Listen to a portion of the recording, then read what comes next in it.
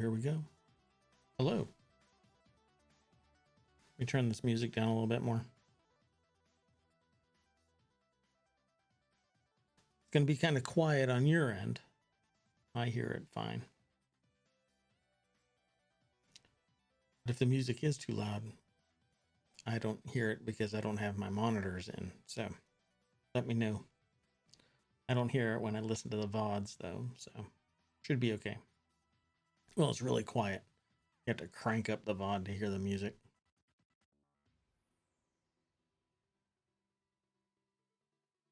So welcome. It is January. What is it? Have I lost track? January 10th. January 10th, 2022. And I'm losing track already.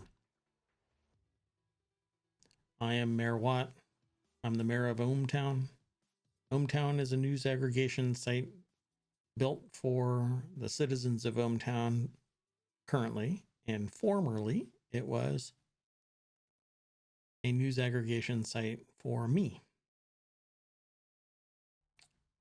I decided to open it up to the public, and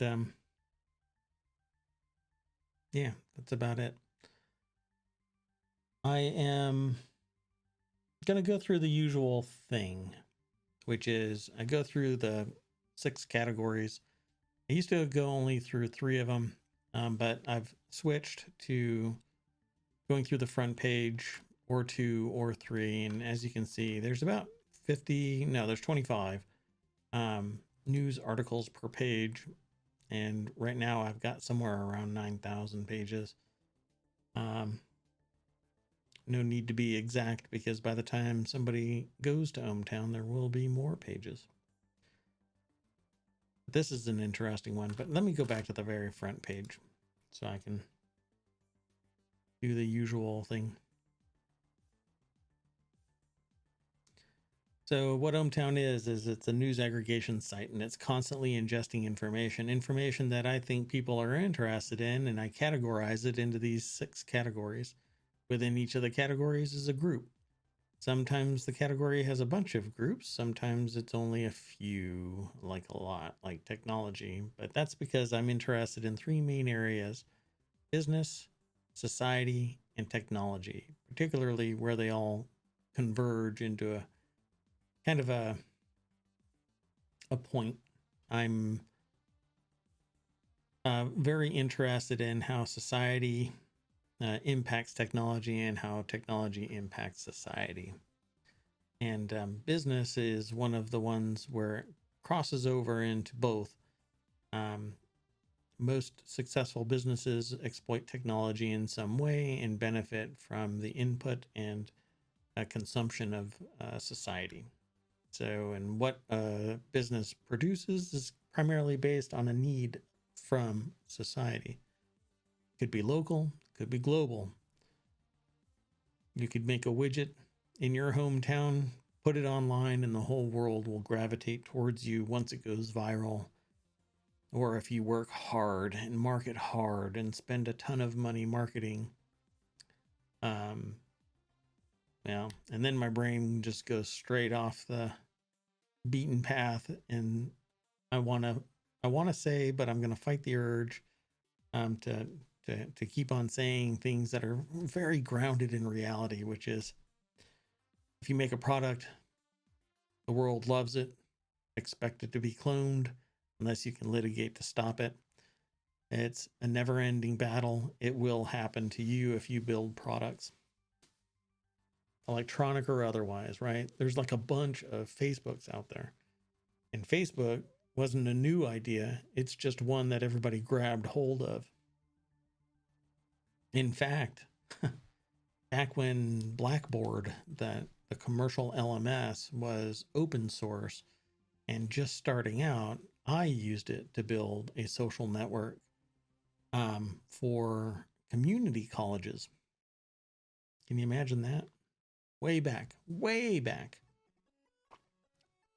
One of my first projects.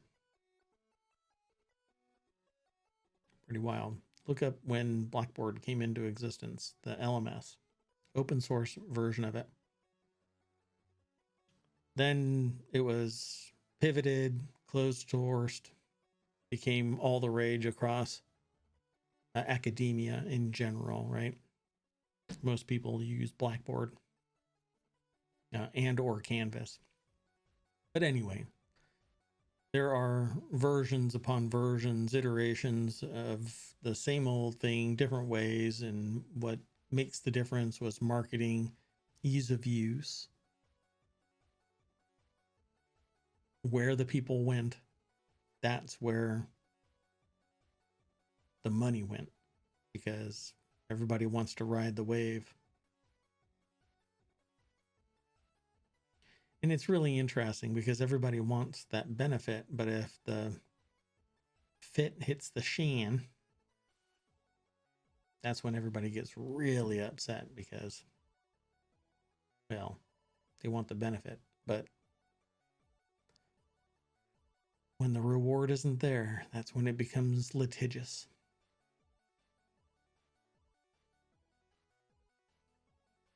That's part of it, right? That's part of the discussion of business, technology, and society. And that's what ohmTown is all about. It merges news and information in those three main categories, broken out into 6 groups. And then there's these little groups underneath it. Brand new to the internet, brand new to the public. Go and check it out. Read some news. Go to the sites that provide that content. It's just little snippets that are on ohmTown, not the full thing. I don't really take submissions other than through my aggregator. And then it gets posted there. And then we talk about it here on Twitch. And I haven't really done much with Twitter or YouTube, not yet. Some of my VODs are about to expire. When my VODs expire, I'll put them on YouTube. Because I want real-time communication. I want real-time chat. If you're interested in being on my show, let me know in chat and I can set up a Zoom call and I'll throw you up there and we can chat in real time. Sounds good to me. Hopefully it sounds good to you. Tell a friend I exist. That would be great. Follow the channel. That would be great. If you want to co-host or host, get in touch with me. We can discuss the specifics of what show. If it's not listed here, then we can talk about what show to add. I am more interested in having the discussions than ever before. I really enjoy having conversation, but I'm doing this in a different way. I don't go out and market. I don't, like, the people around me don't know that I'm doing this. And I want to see if I can just grow organically, and we'll see. We're 11 days into this now. Oh, wait. God, I don't know why I keep thinking it's the 11th. It's the 10th of January, and I just got done saying it. Yeesh. This is getting kind of cringy. At any rate, let me know what your thoughts are. You can always go to ohmTown.com. You can send me an email. You can send me a message here on Twitch. And happy to answer questions. So these 6 categories describe what they are just in kind of the name, but I use create instead of maker because maker is actually tied to a business. And so I don't want to kind of tread on that, even though maker is kind of a generic term. If you create stuff, then you're pretty much a maker. But at any rate, so if you create stuff, then you're going to end up in this, you're going to want to look at this category. So it aggregates all of the news that each one of these categories puts together. It throws it all into this front page.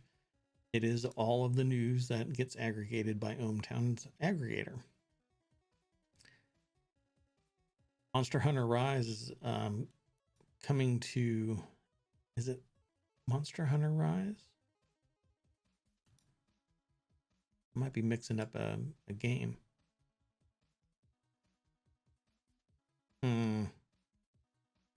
Yeah, I think it's Monster Hunter. I think it's coming to PC. It was only on console. I'm gonna have to run Steam and see. I don't remember now. Man, today is just gonna be really weird. I don't know what's going on. Anyway, the idea of Aerith was to promote the storybook RPG world of Aerith, which is a world that is based on Earth, but hundreds of thousands of years in the future, where magic and technology still exist, but you can't have one really without the other, depending on where you go on the planet. And there's areas where lines of forest, ley lines. It's basically like the game, RPG game Rifts. If you've never heard of Rifts, go and check it out. I've always thought that it's a fun game, but haven't played it in a couple of decades now. Probably more than that. Been too busy doing other things, unfortunately. But I had been creating that game until a friend of mine said, "Hey, did you know that Rifts just came out?" And I canned the idea of the game because it was so close. But I still love the idea of an RPG world where anybody who's interested can have a world tied to my main world. That's Aerith. And so I have software that allows me to generate an entire world, place it inside a universe, and I can give you the models and the map, basically, of the world, and you can write for your world in the Aerith Omniverse and become a part of this world building exercise, universe building exercise, really. But let's see something. I'll do a quick search and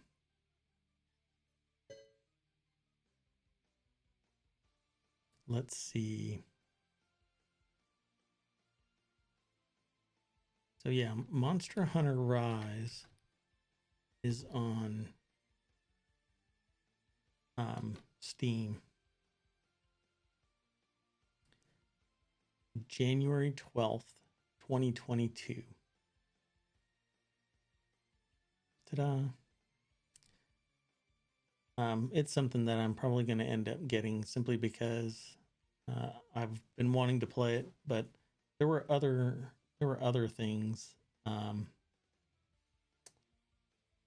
like Monster Hunter World Iceborne was released on January 9th, 2020. Monster Hunter World on August 9th, 2018. And I've been wanting to get something in the Monster Hunter line, but I just didn't. So I'll probably end up getting Monster Hunter Rise.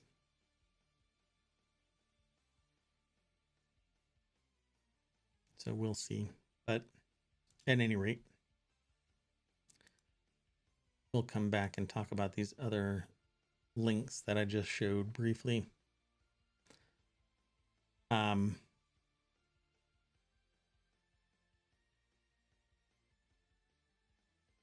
Nobody Saves the World readies its final form for launch in mid-January.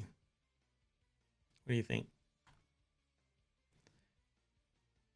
So, like I mentioned in other VODs, my site ingests information, only a snippet. It's actually taking too much from this article. I don't want it providing so much information, but if you go over to rpgfan.com, you can find this article, read it, and let them know that you appreciate what they write. But in this case, it's Xbox Studios announced their upcoming action RPG game, Nobody Saves the World. And it's coming to basically everything. Well, Xbox. and Windows. And when it's everybody has a contract with some platform, and so Drinkbox Studios has one with Xbox and listed with PC. So go and check it out. Go visit RPG Fan. Then come back, vote it up, vote it down, post a message. That's kind of how it works. But come in and chat with me each day from 6 o'clock until whenever I stop. Typically it's an hour right now, but I'm hoping to ramp it up as people show interest. If people show interest. Otherwise, it's going to be a 1 hour show for a little while, and I'll evolve it, change it up, see if I can find something that's more aligned with what people want. But right now, I am kind of digging this style. Biden to forcefully advocate for voting rights in Tuesday speech. I'm not sure why it's so hard to give everybody voting rights, but it is the new era where apparently you have to fight for voting rights. We've done this before, but it was women trying to get the right to vote. And we've done it, and it's like we don't learn from our history, right? Everybody should have the right to vote. End of story. If you're a citizen of the United States, you should have the right to vote. And it shouldn't take an act of Congress to make it possible for states to provide enough resources in a responsible way, a reliable way, and a defensible way so that every single person of legal age to vote gets the opportunity to vote. Simply put. And there hasn't been any proof of any voter fraud, particularly any large scale. In fact, what has been found kind of reinforces the idea that you just don't get caught because it doesn't happen. And it hasn't been happening in a big way, because when somebody does get caught, well, go and look. Don't look at what somebody's blog is saying. Go look at what the authorities are saying. And if the response is, well, they're not going to tell you that all of this cheating is going on, then really the bigger problem is everything really a lie?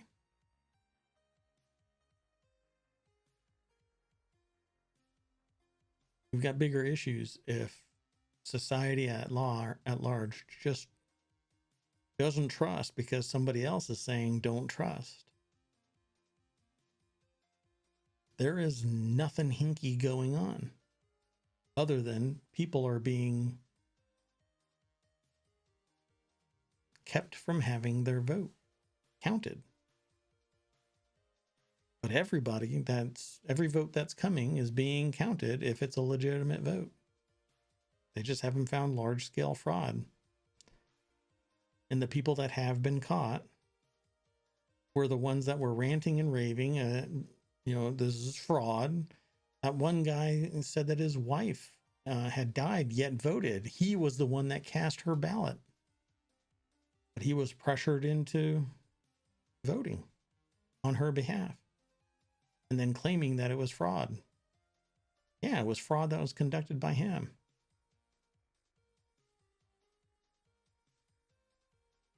So I talked about this in a previous VOD, how the count actually works. There's nothing hinky about it. Everything's been legit. There has been hacks. It isn't just some Joe in his basement. It's external threats, state actors breaking in, trying to impugn the integrity of the U.S. election system. And there are steps that could be taken, but they haven't been taken. public audit of the voting source code. Everybody should have eyes on it. There are thousands of cybersecurity professionals that could audit the code, vet it for integrity.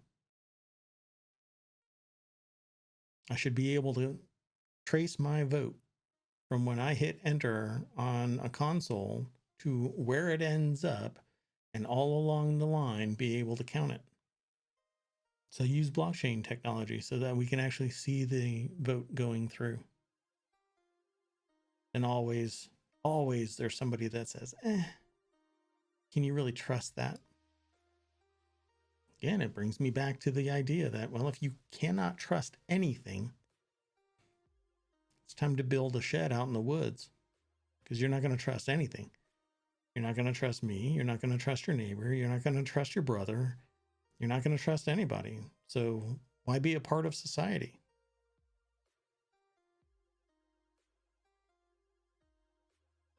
And that's really where the bigger issue is. If you can't trust society, you're not part of society.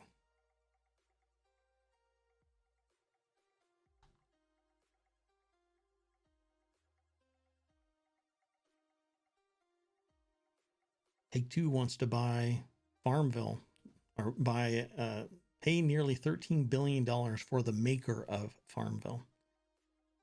$13 billion. When I was first in the startup community, things like this were big for being in the millions. Now we're talking billions. 25 years ago, but. And the biggest companies are worth trillions now, like Apple. My cable still frays at the connector. I can't really say that, right? So hold on, let me grab an Apple cable real quick. So like that little cable, that connector right there, right? It always, people say that it frays right here at this little connector.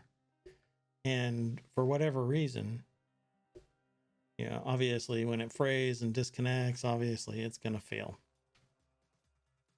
I've never had one happen like that. I've had it discolor, which is always weird. Like, all I'm doing, I guess I'm that dirty. That's kind of depressing. Wash my hands. Sanitizer's right there. Wipe my hands. Use a paper towel. Weird. Why does it discolor? Why does it break with frequency to become a meme on sites like Reddit?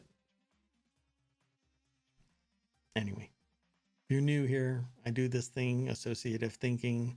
We can start on A and end up on Z and talk about all of the letters in between, but eventually we come back to A.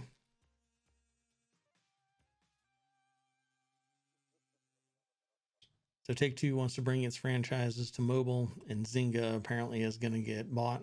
Well, they want to buy it for $12.7 billion. It's huge. Huge. Bigger than the Skyrim Bethesda Softworks purchase. Wow. This article is from The Verge. If you go to ohmTown or you want to see more of this article, because like I said, I chop it off.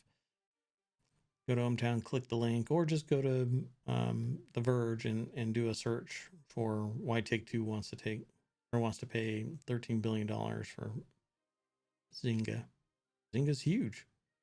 They'll make their money back pretty darn quick, as long as they don't do something goofy with their marketing.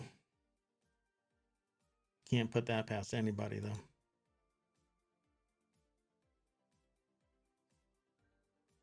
Uber is bailing on the Apple Watch. Why would that take place?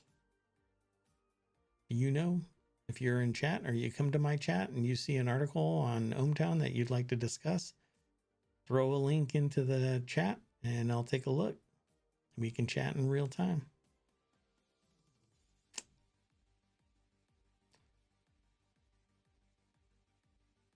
Uber has quietly shut down its Apple Watch app, with the software now showing a message that instructs people to please switch to the Uber mobile app.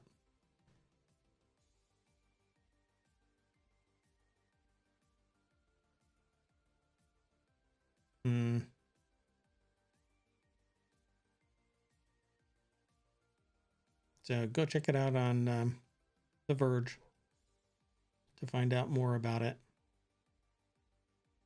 Then come back, vote it up, vote it down, make a comment. You can even post photos and create albums and blah, blah, blah. Lots of stuff. There's gamification where you can get points for making comments and posting things and voting things up and logging in and inviting friends and making contacts and stuff like that. And then those points will eventually lead to getting awards or rewarded in some way. Right now, I've got plans, but I don't have anything in place. So start early, get the points. You want to be a little more down to earth? Under the Marble group, the best blankets that will keep you cozy and jazz up the joint. Let's see, where is that coming from? That's coming from Vice. Really? Vice? Interesting. We're in the heart of winter, depending on what side of the planet you're on. We're entering platinum level cozy mode with electric socks and the best puffers. And it goes on and on. So if you are interested in this article, go to thevice.com. I should say go to vice.com, not the Vice. Wow, that made me sound like a boomer, if anything did. I'm not a boomer. Anyway, visit the source, vice.com. Let them know you like the article. Read it all. Read it all. Wow. I remember this. This was way back. Yeah, see, look, it even says it.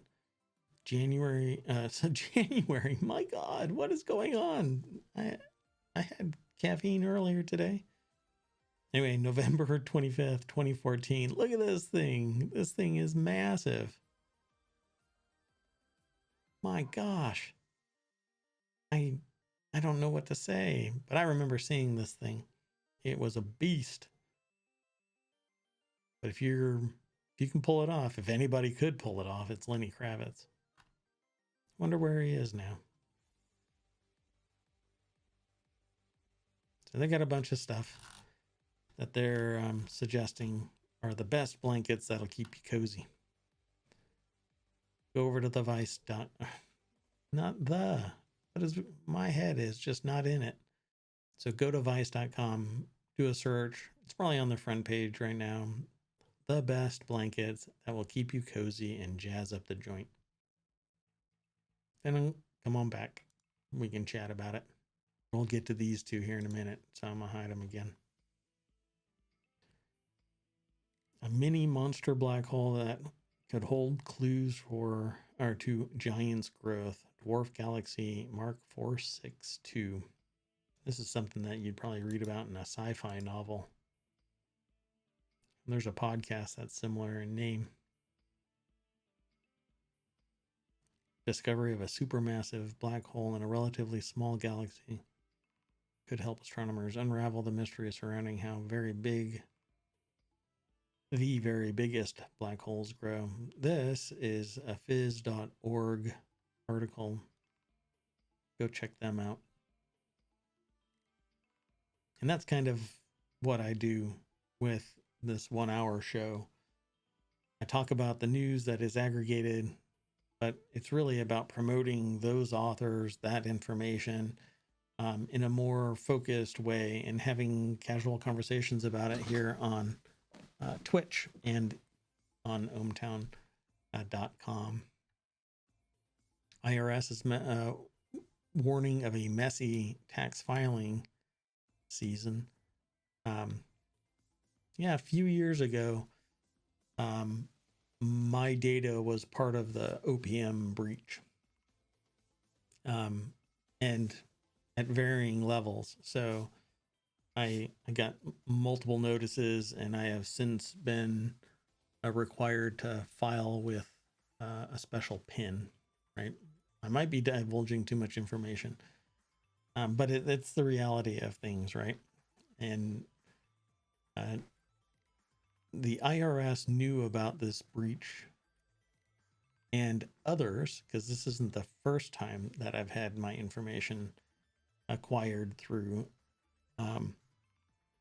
what seems to have been a government level breach. At least the level of information that would warrant the IRS stepping in to warn me.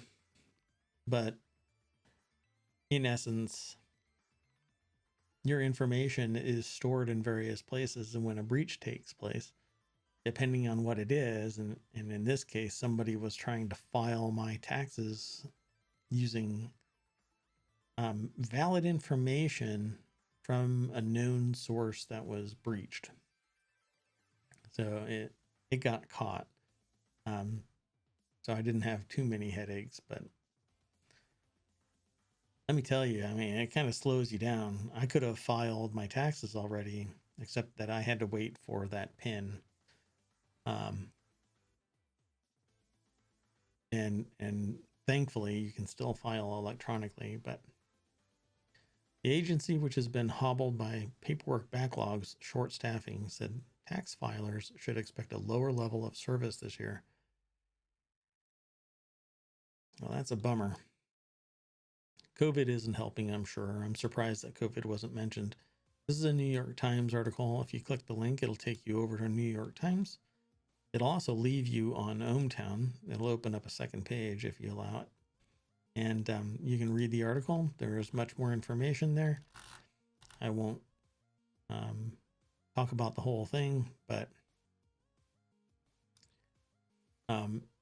there are probably jobs available right now on usajobs.gov for you to sign up, and you could probably facilitate the IRS support if so desired. Could be a good side gig if you are interested.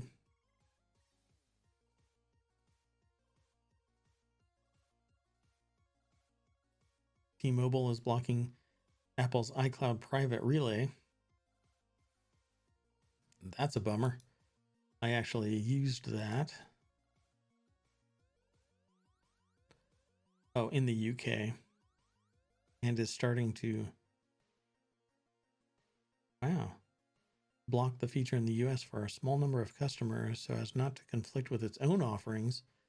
Well, that's quite a problem because that's anti-competitive and monopolistic. And will probably land them in some hot water in time. Private Relay is a feature that acts similar to a VPN, masking Safari traffic on an iPhone so that no one, including carriers or Apple itself, can see your browsing data. I actually use that. That way I can see the content of my mail without exposing my identity to the other people, whoever it might be. They just know that there's something that's grabbing the images and other information from an email.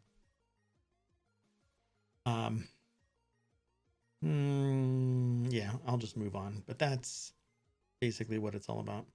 This article comes from appleinsider.com, and you can check out the rest of their article. This group is called Smack Talk, which is all about Apple, hence the capital Mac.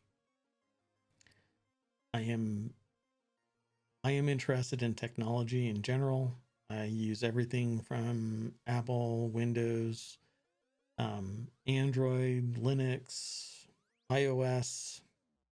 I've got a couple Raspberry Pis floating around, driving certain things like,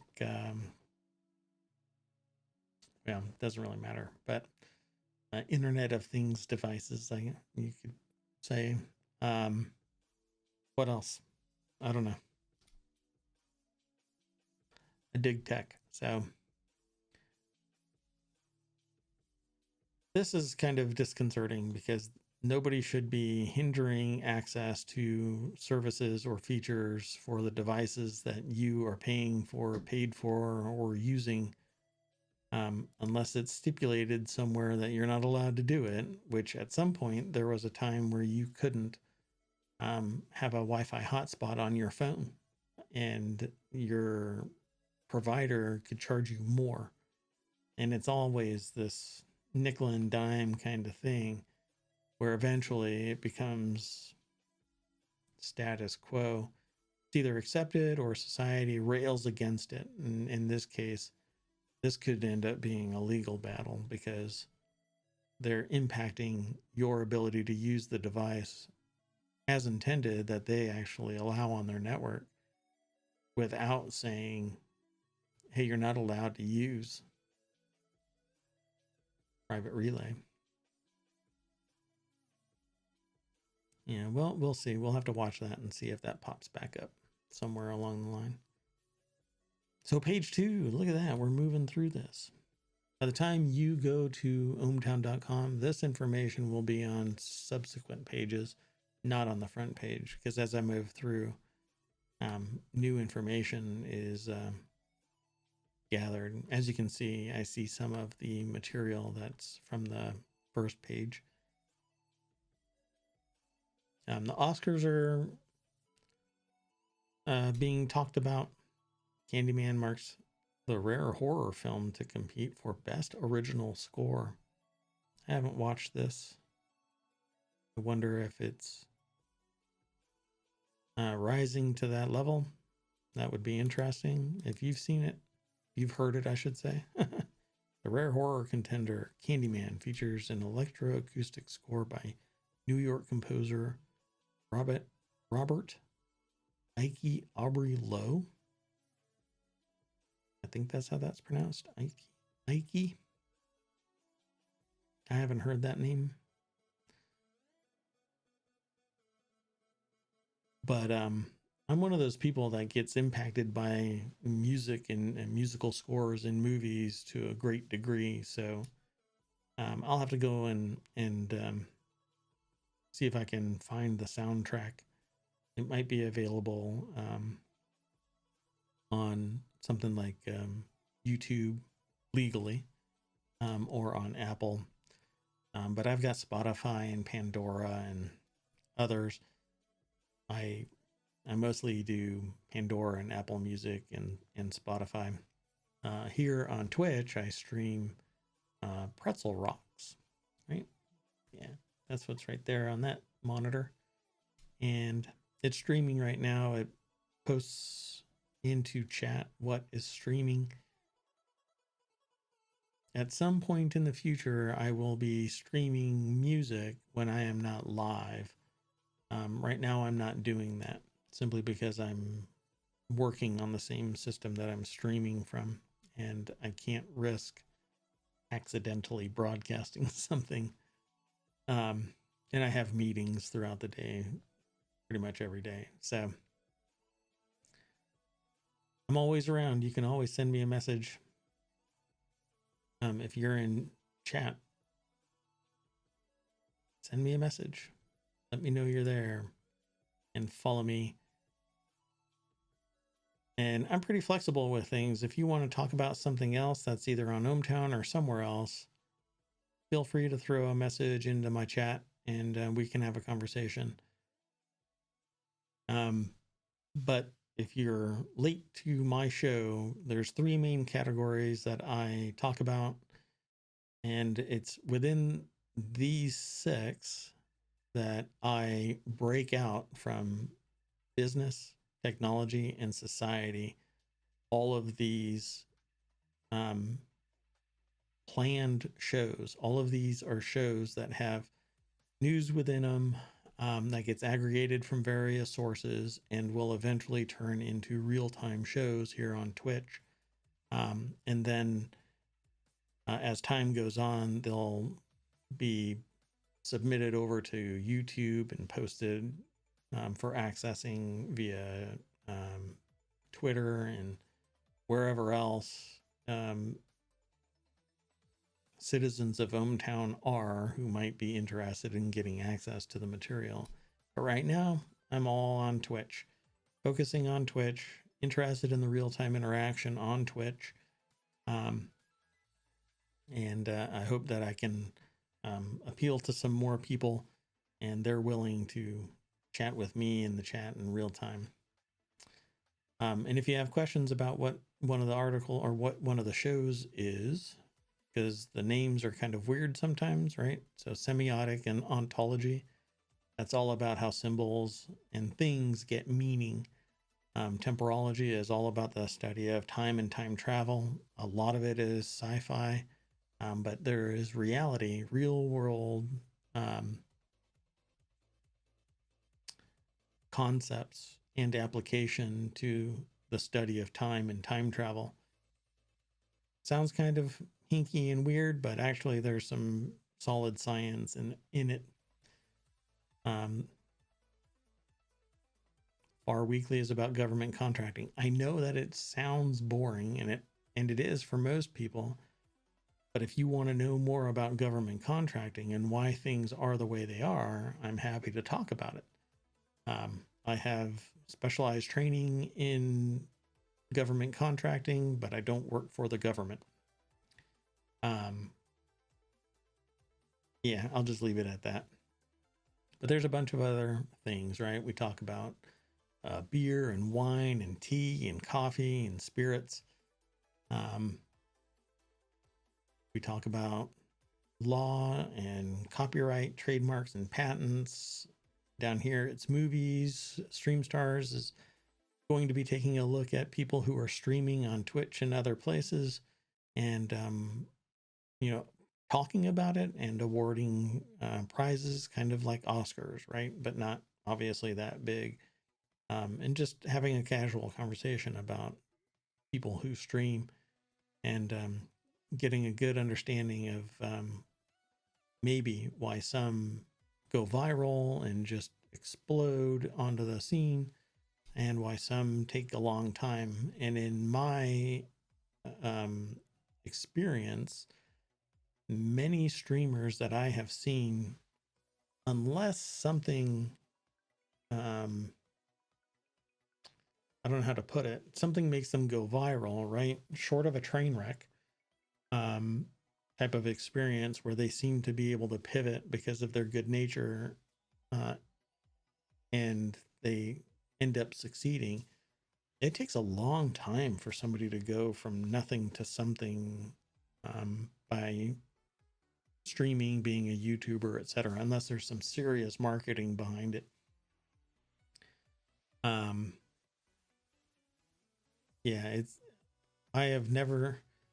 I can't say anything as fact. It's anecdotal from my perspective until I can do some more research, until I can actually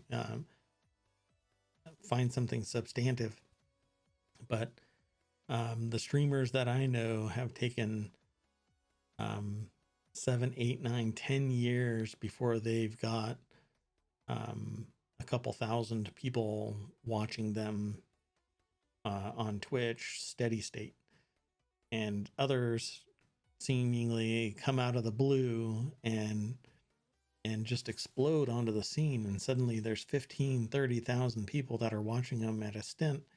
And then there's even bigger ones who started earlier, went viral, have a mass following, and have just grown from there, riding the wave of that popularity. So there's a lot to unpack with something as simple in concept as Stream Stars.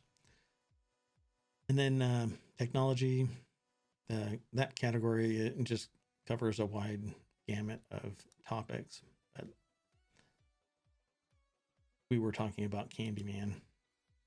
So like I said, I'm easily distracted by something that I might read somewhere. This is a sociological concern here. Learning loss among our kids is significant. Here's how to help them. Yeah, if it's sometimes rough to walk someone through loss. And there are some people that have an ability to teach others to cope with this loss in a real meaningful way. So don't be shy investigating, what to say and what to do when you have kids and there's a loss somewhere in the family. In my experience, I was open and honest and calm and not overly emotional, but supportive.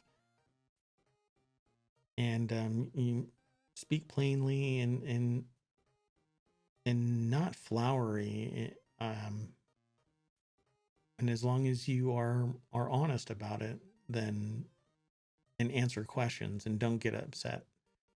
And don't be visibly shaken by the questions that a kid might ask about the loss. You should do fine. It'll be rough. There will be a lot of tears and lots of hugs, and you'll have to be compassionate and sympathetic and understanding. And if you want to, go to ohmTown, click that link, or if you want me to here, I'll just do it. Might as well. If you go to New York Times, the article is "Learning Loss Among Kids is Significant, and Here's How to Help Them." Obviously, it's about COVID and something having to do with the public school systems. I won't click the link, but you can click the link or just go straight over to New York Times and do a search for "Learning Loss Among Our Kids is Significant." You know what? Let me see. I'm going to follow it because I think this is actually about school issues, not loss itself. Wow, what a derp.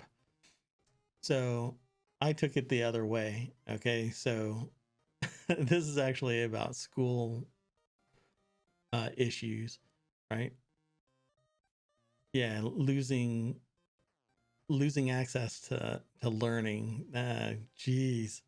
Like I said, I might have to just call today off, for crying out loud. I'm just being a derp. But what I said about loss applies. But in this particular case, I kept thinking maybe this is about something else and I'm reading it the wrong way. So I'm glad that I followed it. But yeah, I'm going through this as well. So kids benefit from being in school, from their social animals. And so akin to what I said earlier about loss itself, when kids can't go and hang out with other kids, let me tell you, it's a shock to their system. If you haven't seen it, if you aren't a kid who's going through it, or witnessing a kid going through it, it's a shock to their system because they don't get to hang out with like-minded individuals, and everything is distance or not even distance, and they've been pulled out and homeschooled, and it's at a level that's different than what they are used to in school. But I'm glad I clicked that link because this is a completely different animal than what I was talking about.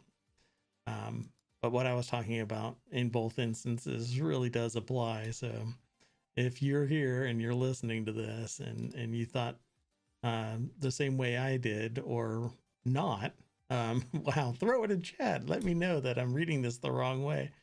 That's funny. Because like I said at the beginning of this and in my other VODs, I don't plan this. I like to vamp and riff off of the other visitors to my stream. So check this out. And if you have kids in school, maybe this will help shed some light on the issue about not being able to learn because of COVID. And schools are shutting down now again, or kicking the can down the road, where they're watching to see what Omicron is doing. Omicron is the latest iteration of COVID-19. It's always mutating. There's even another one that's coming out of France, apparently, probably in the US already. We just haven't seen it for any substantial amount of numbers. And there's a lot of breakthrough infections with Omicron, even through 3 vaccine shots. It's pretty substantial, and right now, not to taint the um, fairly good-natured discussion that's taking place, or I should say, my talking to you. But right now we're trending towards 850,000 deaths due to COVID, and those are the ones that have been assigned that. There are countless others that have been diagnosed in a slightly different way so that they're not treated as COVID related deaths. And that's really up to a doctor who is either doing an autopsy or writing down what the cause and manner of death is, and that's what it is. That's how it gets documented, right? So at any rate, it's a serious thing. In 2 years, 850,000 people. The typical loss of life due to the flu has capped out each year at like 50,000 people. It doesn't go beyond that, really. It's been typically somewhere around like 30 to 40 if I remember my stat right. It's been a while since I bothered looking at it because it's really irrelevant, because COVID related deaths are a whole lot more violent, I guess you could say. It's a horrible way, and in great numbers. And when you get sick, it does such damage to your lungs, you become what's called a long hauler, where you almost die walking up a flight of stairs because you can't breathe anymore, because it does so much damage to your lungs themselves. And your lungs don't heal, they just get scar and don't absorb oxygen as much, and hence you become a long hauler because you'll carry it forever. Researchers find low oxygen and sulfide in the oceans playing greater role in ancient mass extinction. That's not right. Researchers discover fossil of new species of pangolin. If you've never seen a pangolin, it's pretty neat. This source is phys.org as well. Maybe they'll have a picture and I can show it briefly. Nope. Anyway, pangolins are really neat, and you can do a search for it, or go over to phys.org and take a look at the rest of the article. So these 2 articles here, this one is in the group called The Word in Tech, which basically takes a word and kind of does a deep dive. I haven't created that show entirely, but the idea is to take some word and find a bunch of articles and talk about it in the context of these articles and the word and its meaning and blah, blah, blah. But the SEC charges decentralized AWS, Amazon Web Services competitor, with scamming investors. And this article comes from The Verge. And The Verge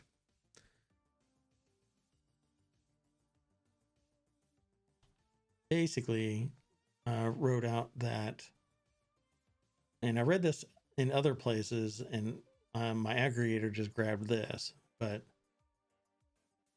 what happened was this person took $5.8 million and sent it to African gold mines as investors. Cryptocurrency tokens became worthless, right?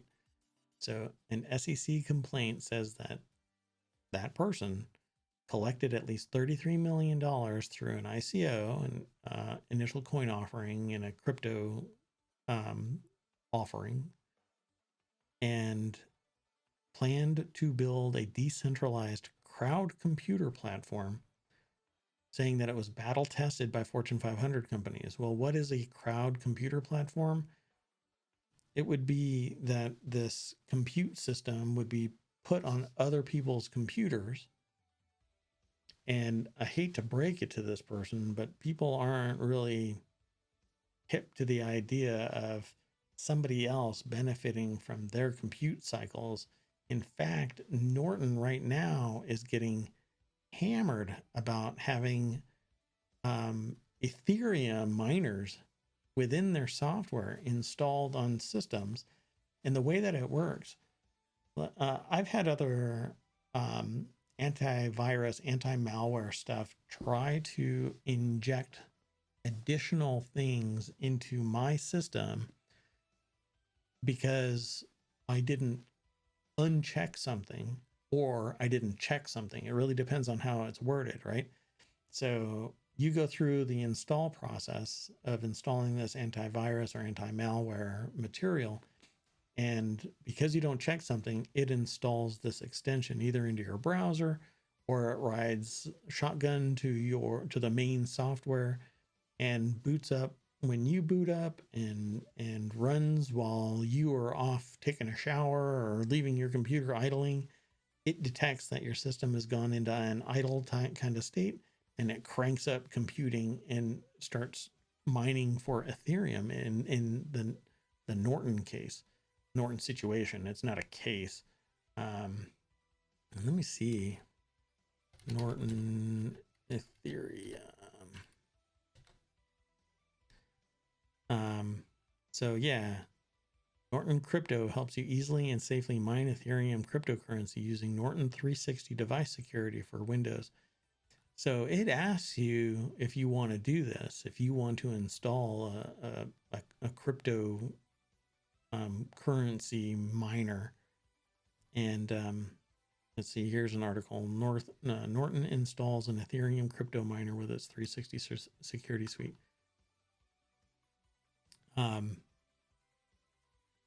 I think that last name is Sizwek. I might be pronouncing it incorrectly, but it's Chris Sizwek. Go over to PC Gamer and do a search for this, and it'll go into greater detail. But I had heard about this on other sites. My aggregator just happened to pick up something related to it. And Norton's not really shy about it, right? Norton says, look, it offers it. So if it's going to happen, let it, if you want to subscribe, let it install. And right? But you're putting your information into this system, I suppose, or it's creating a wallet. I haven't gone into too much detail as to what the machination is. But I don't want anything installed other than what is expected to be installed. And why have all of this extra fluff? You pay for your system to consume electricity and use that electricity for clock cycles. And I can tell you from experience, if you allow a computer to just sit there and idly crank away at crypto mining, your bill can increase dramatically 2, 3, 4, 5 plus fold.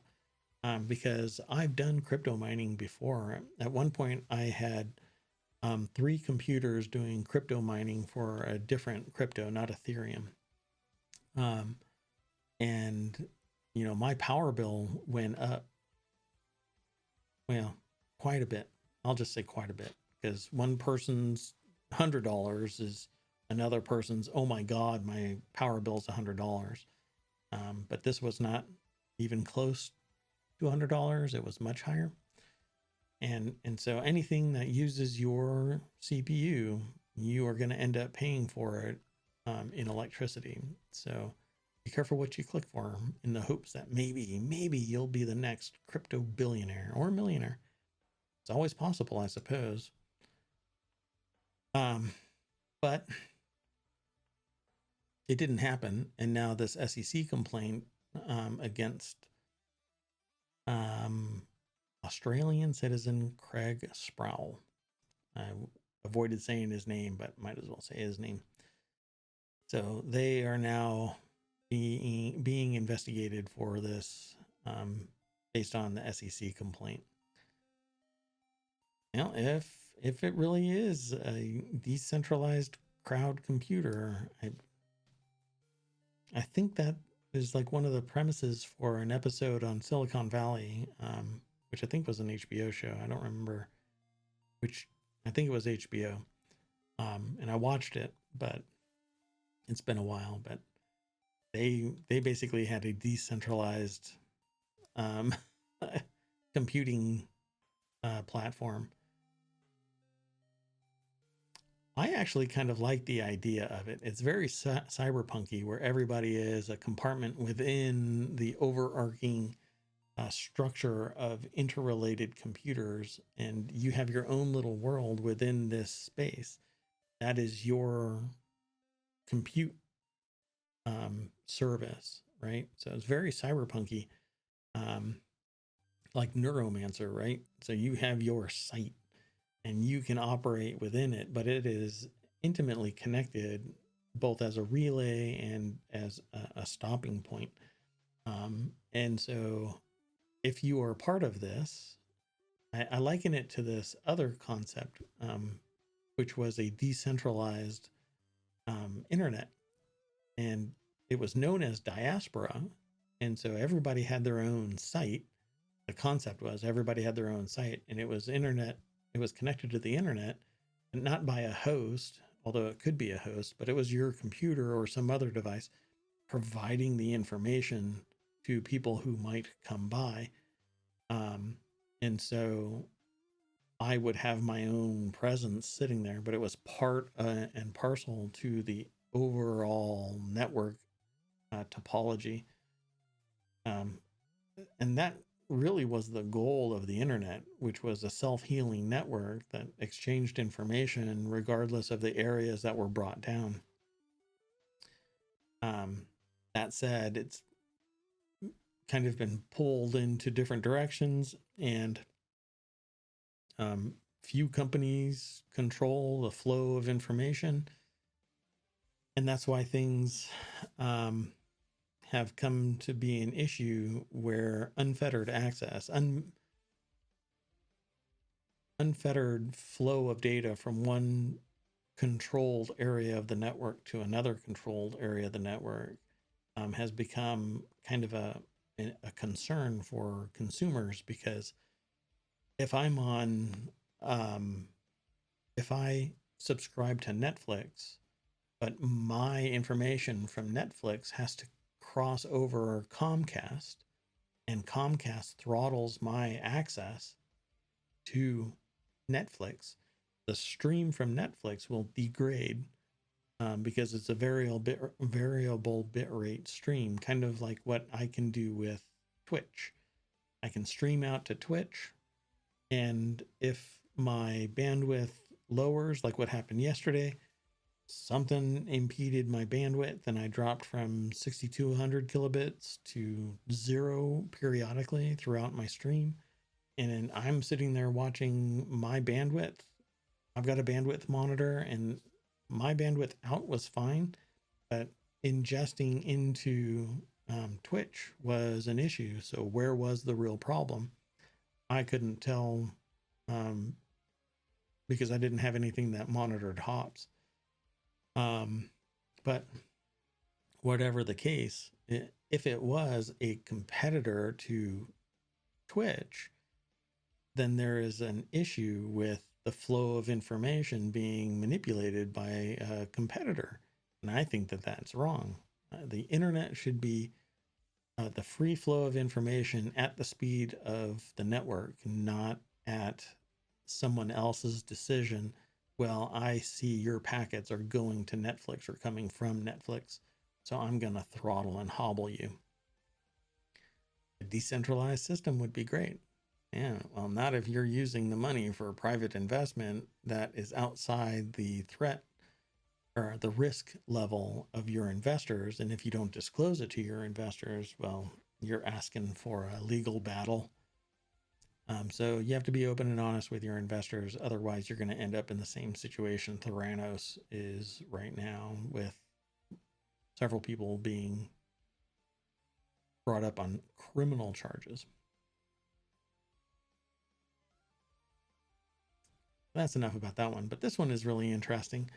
I've done some research into this. I'm very curious about, without putting too fine a point on it, cancer. It's really tough to talk about for some people, and it kind of triggers them. So I'll warn anybody who finds this VOD that this might upset you. So I'm going to open this link and show this article. And I'm not using ad blocking software, so I'm not quite sure what is causing that. I am using a private browser, but I am not blocking ads in my browser. So this is a phys.org article, and scientists uncover new information about cellular death process previously thought to be irreversible. I'm not quite sure if that is the, I don't think any, well, irreversible, maybe. But we know that there are some animals that reverse the process in some way. I mean, there's always been, they're referring to it here as pyroptosis, but cells die naturally, and when they don't die, it's typically cancer cells, and they continue to grow instead of apoptosis. That's what it's called. I'm not sure why they called it a new method for analyzing pyroptosis. I'll have to look at that. The process of cell death that is usually caused by infections and result of excess inflammation in the body. So pyroptosis is pyro. So if it gets too hot, apoptosis takes place, where it's cell death, natural cell death, and shows that process, long thought to be irreversible, once initiated, can in fact be halted and controlled. So this is talking specifically about the pyroptosis process, and not about cancer cells. But the research from this could probably be used to either destabilize, like it says here, pyroptosis is a series of biochemical reactions that uses gastromin, a protein, to open large pores in the cell membrane and destabilize the cell. Well, if this can be facilitated in some way in cancer cells, we may have a means of provoking apoptosis in cancer cells. Oh, let me see something here.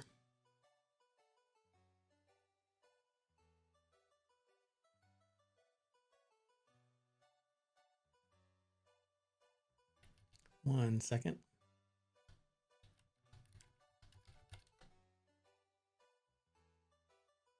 Right? Yeah. So this could be a boon to understanding the cellular process across the entire spectrum of biology. It would be amazing to be able to provoke that response in a specific set of cells so that you can naturally cope with the ramifications of cells that don't naturally destroy themselves. But you would have to find the right makeup of a cell so that this can grab onto it. and provoke that response. Otherwise, you can basically get a runaway process, and that would harm someone. So, but it would be amazing to not just reprogram the cancel button, but turn it on where it's turned off. But I understand that this is more about the inflammation within the body and stopping COVID related infections. But it's neat. It's something that I'm interested in. I don't have the technology. I have the desire, but I don't have the technology to do deeper research. And I feel that there are people out there that are much better prepared for doing that fundamental research. And cancer research in general is very intensive, and it's very personal, right? Like cancer treatment for one person doesn't necessarily apply to another person. But the key is to limit the chemicals from, there's a beacon that is sent out by cancer cells to suppress other cancer cells while still releasing free floating cancer cells, which will attach somewhere else and continue the process of cell development. And if you try and remove the cancer cells in one area because you remove the main mass, if you don't get it all, and the chemical that suppresses the activation trigger of basically competitors' cells, they can activate, and you have a worse situation for yourself. So that's why they have to be very careful about getting the margins around a cancer mass out of your body. And they take it all very seriously. And then you have to go through like chemo and other treatments to try and get anything that might be floating around. But it's cell-free cancer cell segments floating around. Anyway, I think that for today I am done with my hour. I will continue to see if I can extend it into 2. I might play a game later. I don't know. I haven't been lately. And I haven't since I started streaming on January 1st. If you are interested in the site, then swing by ohmTown and register, become a citizen.